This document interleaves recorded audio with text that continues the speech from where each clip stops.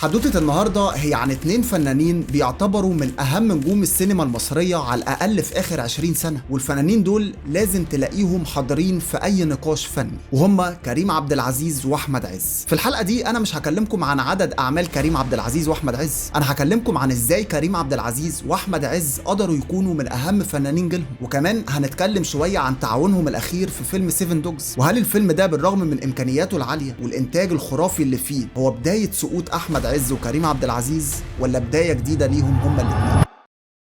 ونبدأ كلامنا في حلقة النهاردة بكريم عبد العزيز. كريم عبد العزيز ومع أول ظهور ليه على شاشة السينما كان الناس متوقعة ليه إن هو هيحقق نجاح كبير، بالرغم من إنه في البداية دي ما كانش بيحقق إيرادات عالية في السينما، بس برضه أفلامه ما كانتش بتفشل. معنى كلامي إن إيرادات كريم عبد العزيز كانت معقولة مقارنة بفنانين تانيين زي أحمد السقا مثلا، أو زي نجوم الكوميديا وقتها محمد هنيدي ومحمد سعد اللي كانوا مكسرين الدنيا وإيراداتهم مغطية على أي ممثل تاني. ولكن كان في حاجة مهمة، ان كريم عبد العزيز في تصاعد في نجاحه، وكل فيلم لكريم عبد العزيز كان بينجح اكتر من الفيلم اللي قبله، على عكس فنانين تانيين بدأوا عاليين مرة واحدة كده. ودي حاجة بتدل ان كريم عبد العزيز اعماله الفنية كل مرة بتكون افضل، وذكاء كريم عبد العزيز هنا انه دايما بيغير من جلده. ان لو هتلاحظوا في بداية اعماله الفنية اللي كانت من بطولته، كريم عبد العزيز كان بيقدم افلام لايت كوميدي، بس هنا في حاجة مهمة جدا، ان مفيش فيلم في الافلام دي شبه التاني. استحالة يكون الباشا تلميذ هو جوازي من الجورنان دي يعني مهمه قوميه، وبعدين انت قلت لي صاروخ ودي طلعت قاعده صواريخ. شبه حرامية في KG2، هو قالها لها ازاي؟ لا تعالى المساك العربيه يا بيبي وراح عامل لها كده. او حتى ابو علي. وبالمناسبة ال3 اعمال دول اللي كتبهم نفس الكاتب، والكاتب ده هو بيعتبر من اهم الكتاب اللي اشتغل معاهم كريم عبد العزيز، وهو الكاتب بلال فضل. ودي طبعا انا بسميها المرحلة الاولى لكريم عبد العزيز، فترة ما قبل واحد من الناس. بنلاحظ ان كريم عبد العزيز في الفترة دي ابتدى يغير من نوعية الاعمال اللايت كوميدي اللي كان معود عليها الجمهور، وبيروح لمنطقة جديدة في مشواره الفني، وهي الأعمال الفنية اللي بيكون فيها طابع جد. وفيلم واحد من الناس من الأفلام اللي بنشوف فيها كريم عبد العزيز بشكل مختلف تماما عن الأفلام اللي قبل كده. وكمان بنشوف الراحل سليمان عيد في دور بعيد عن الكوميديا، بالرغم من ظهوره القليل في الفيلم ده، ولكن الدور كان معلم جدا. مشاهد بسيطة أضافت للأحداث كتير. مالكم في ايه عاد؟ امك تعيش انت يا سليمان، ما استحملتش اللي جرالك يا ولدي. امي يا نهار طين، ده انا عملت كل ده؟ استغفر الله العظيم، استغفر الله العظيم. في المرحلة التانية بنلاقي ان كريم عبد العزيز بيقدم اعمال فنية بتظهر قدراته التمثيلية اكتر، زي فيلم خارج عن القانون اللي محققش نجاح زي باقي اعمال كريم عبد العزيز في الوقت ده، بس من حيث الفكرة الفيلم ما كانش سيء خالص، وكان فيه قيمة فنية كويسة. وطبعا في افلام تانية كريم عبد العزيز قدمها للسينما في الوقت ده كانت مهمة، زي فيلم ولاد العم مثلا، الفيلم اللي كان مع منى زكي وشريف منير. كريم عبد العزيز في الفيلم ده بيقدم دور ضابط، الدور اللي كان قدمه قبل كده في الباشا تلميذ، ولكن كان بشكل كوميدي. في ولاد العم المرة دي كريم عبد العزيز بيقدم دور ضابط مخابرات، وبعيد تماما عن الكوميديا. بس في حاجة بسيطة انت ما عملتش حسابها، ودي مشكلتكم، انكم دايما شايفين الحكايه من ناحيتكم انتوا بس. في الفيلم ده بالذات كريم عبد العزيز بيقول لنا كمان انا ممثل عنده قدرات تمثيليه عاليه جدا. فيلم من الافلام المهمه اللي قدمها كريم عبد العزيز في مسيرته. كريم عبد العزيز بعد ما قدم فيلم ولاد العم في سنه 2009 بيروح عشان يقدم فيلم فاصل ونعود في سنه 2011، وبعد سنه 2011 كريم عبد العزيز بيغيب عن السينما 3 سنين، وده عشان كريم عبد العزيز دخل في صراعات كتيره مع المرض. ولكن عوده كريم عبد العزيز المره دي هتكون مختلفه جدا، لان كريم عبد العزيز بيرجع بفيلم تقيل قوي مع الكاتب احمد مراد والمخرج مروان حامد، وهو فيلم الفيل الازرق. الفيلم ده كان بيعتبر مخاطره كبيره لكريم عبد العزيز، لان كريم عبد العزيز في الوقت ده كان بقاله كتير ما بيعملش اعمال في السينما، والجمهور منتظر ان كريم عبد العزيز يرجع بفيلم زي اللي هو عودهم عليه. لكن كريم عبد العزيز بيرجع بفيلم لا هو كوميدي ولا تراجيدي، ده بيرجع بفيلم نفسي جدا وفيه طابع رعب. فيلم لو كان فشل وقتها كان ممكن كريم عبد العزيز يفضل الممثل الخفيف اللي بيقدم اعمال لايت كوميدي وخلاص، ولكن بتحصل المفاجأة والفيلم بينجح جدا لما بيتعرض في سنة 2014. فاكر يوميها ان احنا شفنا سحابه على شكل سمكه، النور خدت بالها، كانت ذكيه. موسم صعب جدا، في افلام زي الحرب العالميه الثالثه وصنع في مصر اللي كان من بطوله احمد حلمي، لكن فيلم الفيل الازرق حقق ايرادات حوالي 32 مليون جنيه، وده كان رقم كبير قوي وقتها. مش بس كان رقم كبير في الايرادات، ده كمان رقم كبير ان كريم عبد العزيز كان غايب بقاله فتره عن السينما، فطبيعي الغياب ده كله لما ممثل بيرجع تاني ايراداته بتكون قليله، او على الاقل بتكون في الافريج بتاعه يعني. بعد الفيلم ده كريم عبد العزيز بيقدم اعمال فنيه متنوعه، بيكرر الفيل الازرق وبيعمل منه الجزء الثاني واللي بيحقق ايرادات حوالي 104 مليون جنيه، ودي كانت اول مره فيلم مصري يعدي ال 100 مليون جنيه. انا بشوف ان فيلم الفيل الازرق الجزء الثاني هو اللي خلى كريم عبد العزيز على الساحه الفنيه دلوقتي، لانه عمل حاجه غريبه في السينما. اي نعم في افلام زي ابي فوق الشجره من بطوله عبد الحليم حافظ حقق ايرادات ساعتها بما يعادل الرقم ده دلوقتي، ولكن برضو دي كانت حاجه جديده على السينما، حاجه بتقول ان كريم عبد العزيز لازم يتقارن بنجوم الزمن الجميل عادي جدا. ولكن هنا السؤال اللي بيطرح نفسه،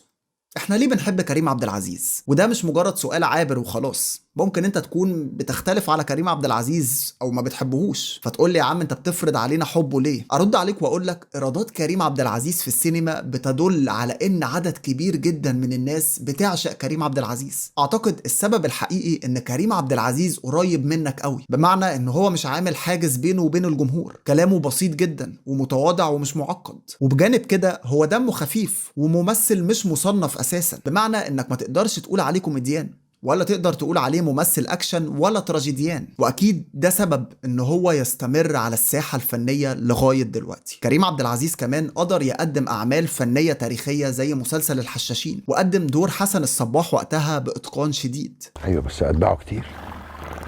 بتعترف؟ هكذب ليه ولبسي فضحني. تعرف مداخل القلعه؟ مدخل. وطبعا مسلسل الزيبق اللي لغاية دلوقتي ما اتعملش منه الجزء الثاني اللي شوقونا بيه صناع المسلسل، لكن بالرغم من كل النجاح اللي احنا اتكلمنا عنه لكريم عبد العزيز، وبالرغم من كل الانجازات في الايرادات اللي هو عاملها، كريم عبد العزيز مازال برضه مقصر. وهقول لك مقصر في ايه كمان شوية. ونروح لأحمد عز. أحمد عز في بدايته الفنية هنلاقي أغلب الناس مش مقتنعين بموهبته أساسا، وناس تانية يقولك ده مجرد ممثل وسيم وخلاص، وناس تانية برضو تقولك لأ ده مش هيكمل. والحق يتقال، أحمد عز في بدايته ما كانش عالي في التمثيل خالص، انما موهبته مش موجوده، هو اللي منجحه شكله دوت حلو.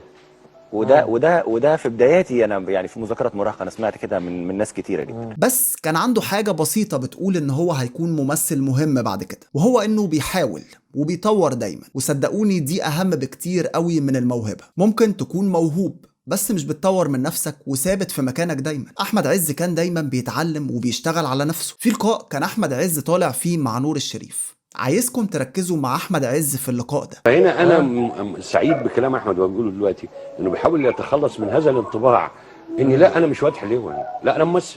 احمد عز هنا كان منتبه لنور الشريف وهو بيتكلم، وكان بيحاول ان هو يتعلم منه او يلقط منه اي حاجه. تصالح احمد عز مع نفسه في البدايه ان هو لازم يطور في نفسه هو اللي خلاه يكون نجم جماهيري كبير بعد كده. احمد عز في اول اعماله الفنيه لو قارنتوها بدلوقتي هتلاقوا فيه تطور وفرق واضح جدا، وكلامي عن اعمال شبه شباب تيكاواي او مذكرات مراهقه. ولكن المحطه اللي فرقت في مشوار احمد عز هي محطه فيلم ملاكي اسكندريه. الفيلم ده كان نقطه تحول في مسيره احمد عز الفنيه، اللي من بعديه احمد عز مش هيكون مجرد بطل وسيم، بالعكس احمد عز هيكون ليه اعمال فنيه متنوعه، زي فيلم الرهينه مثلا اللي بيكون شاب بسيط بيسافر اوكرانيا عشان بس يشتغل. بنلاقي ان احمد عز في الفيلم ده بيبهدل نفسه في الدور وبيتخلى عن المظهر الوسيم اللي هو بيظهر بيه. كمان اعمال فنيه تانية مهمه زي فيلم الشبح وفيلم مسجون ترانزيت اللي نور الشريف زود تقل الفيلم ده اكتر واكتر. ولكن الفيلم اللي بيعتبر من اهم افلام احمد عز هو فيلم بدل فائت. طب ليه بقى الفيلم ده مهم؟ لان احمد عز قدم في الفيلم ده شخصيتين عكس بعض تماما، شخصيتين فيهم تناقضات قدرت تبرز تطور احمد عز في التمثيل.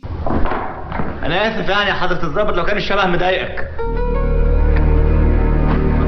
عرفت منين اني ظابط يالا؟ والسؤال الأهم هو ليه أحمد عز ذكي في اختياراته الفنية؟ أحمد عز لغاية سنة 2011 كان بيحاول إن هو يقدم كل عمل مختلف عن العمل اللي قبله، بس بعد سنة 2011 وبالتحديد سنة 2012 بنلاقي أحمد عز بيتجرأ وبيقدم دور مختلف زي دوره في فيلم المصلحة، الدور اللي بيعتبر مختلف تماما عن أدوار أحمد عز اللي قدمها قبل كده، دور جديد وإضافة في مسيرة أحمد عز الفنية. احنا معنا إذن نيابة. عارف مفيش حاجة تحصل في سينا لما أكون عارفها. وهنا نيجي لذكاء أحمد عز. في سنة 2015 بيتكتب فيلم بعنوان ولاد رزق الفيلم ده بيتعرض على ممثلين كتير وقتها، محمد رمضان ومحمد رجب وغيرهم من الممثلين، وكل الممثلين دول بيرفضوا الفيلم ده. ولكن احمد عز كان عنده وجهة نظر مختلفة، ان هو لو قدم الفيلم ده يقدر يجيب له ايرادات اكتر، ويقدر يعرفه على نوعية وشريحة جديدة من الجمهور، الشريحة اللي هتخلي احمد عز يفضل على الساحة الفنية لحد دلوقتي. فبيوافق ان هو يعمل فيلم ولاد رزق، والفيلم ده فعلا بيحقق نجاح جماهيري كبير جدا، بيحقق اعلى ايرادات في تاريخ احمد عز كله وقتها. وكلامي هنا عن الجزء الاول من الفيلم، واللي حقق ايرادات حوالي 36 مليون جنيه. الفيلم بجميع اجزائه ممكن ناس كتير تختلف عليه وتقول ان الفيلم فيه جرأة زيادة شوية، وبصراحة تمام، حقك تقول كده. ولكن في الوقت الحالي اللي احنا عايشين فيه، نوعية الافلام دي هي اللي بتحقق نجاح كبير جدا في السينما، لان معظم الناس بقت عايزه تروح للافلام التجاريه اكتر، الافلام اللي فيها ضرب واكشن وبتاع. وده مش بنشوفه بس في السينما المصريه، بنشوفه كمان في السينما العالميه. افلام زي سلسله فاست اند فيوريوس مثلا وجون ويك وغيرها من الافلام، ضرب واكشن وعربيات بتطير وخلاص. سينما مش للناس الهاديه اللي بتقعد تتفرج على فيلم وتحلله بالراحه كده وبهدوء زي حالتنا انا وانت. ولكن نوعيه الافلام دي بتحقق نجاح جبار عند الجمهور، لانها بتلعب دايما على حماسك انت كمشاهد. وبعد الفيلم ده فعلا احمد عز بقى بيحقق ايرادات عاليه، وابتدى يفهم السوق اكتر واكتر. يعني هنلاقي فيلم ولاد رزق الجزء الثاني ايراداته عدت ال 100 مليون، والجزء الثالث اللي عدى ال 260 مليون، وبيعتبر اعلى ايراد في تاريخ السينما المصريه لحد دلوقتي. يا ولاد رزق.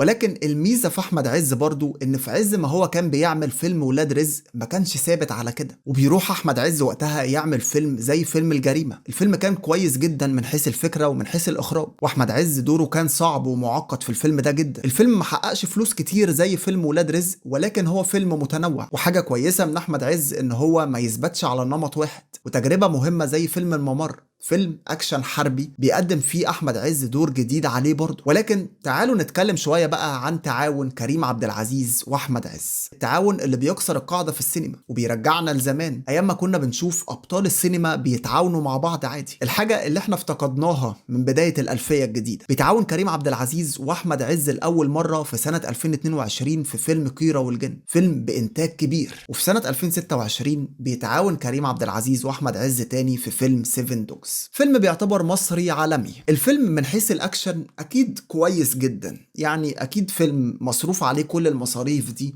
وكل العربيات اللي اتدمرت في الفيلم، وكل الأماكن اللي اتحرقت في الفيلم. أكيد الأكشن كويس، يعني مش هنحلل حاجة في الأكشن بصراحة عشان نكون متفقين برضه. والله احنا كده ما قدامناش غير حل واحد.